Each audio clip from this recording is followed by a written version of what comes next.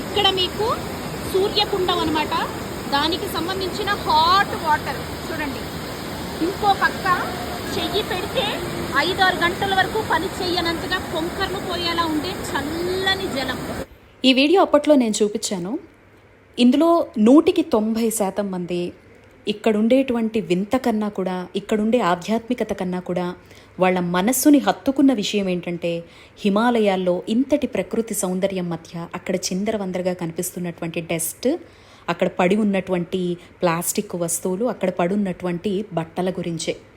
ఇది 6 months మాత్రమే తెరుచున్న దేవాలయం అండి. ఇక్కడ 4 months మాత్రమే భక్తులు వస్తారు. మిగతా 2 months వర్షాల వల్ల, ల్యాండ్ స్లైడింగ్స్ వల్ల ఎవ్వరూ రారు. అండ్ వచ్చినప్పుడు కూడా రోజుకు 5 లక్షలు తక్కువ కాకుండా ప్రతి ధామ్కి భక్తుల సంఖ్య ఉంటుంది. దానికి తగ్గట్టుగా అక్కడ సేవ చేయడం మాట పక్కన పెడితే, ఎప్పటికప్పుడు మారుతున్న వాతావరణం అక్కడ సేవ చేయాలన్నా చాలామందికి కుదరదు.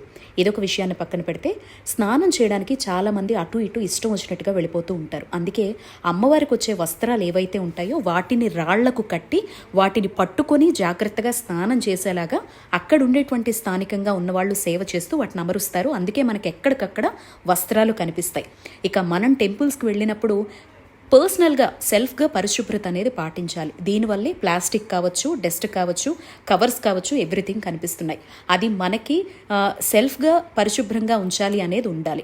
ఇక వస్త్రాల గురించి అయితే టెన్షన్ పడకండి. మనం వేసేటువంటి బట్టలు, జాకెట్ ముక్కలు, పసుపు కుంకాలు అయితే కొట్టుకొని వెళ్ళిపోతాయి. మిగతావన్నీ అక్కడ స్థానికంగా ఉండేటువంటి మహిళలు చక్కగా తీసేసుకుంటారు. అయితే ప్రతిదీ కూడా కనపడేటువంటి 30 seconds 50 seconds వీడియోలో మనం చూపించలేము, ఎవ్రీథింగ్ కూడా కవర్ చేసి చెప్పలేము అనమాట. అది అక్కడికి వెళ్ళిన వాళ్ళకు మాత్రమే అనుభవం అవుతుంది. అలా పడిపోయిన రేకులు, వాతావరణాన్ని బట్టి, సిచ్యువేషన్ను బట్టి ఉన్నవే మీకు ఇక్కడ కనిపిస్తున్నవి. ఇప్పుడు క్లారిటీ వచ్చిందనుకుంటున్నాను. అలాగే టెంపుల్ తరపున కూడా ఎప్పటికప్పుడు క్లీన్ చేస్తూనే ఉంటారండి.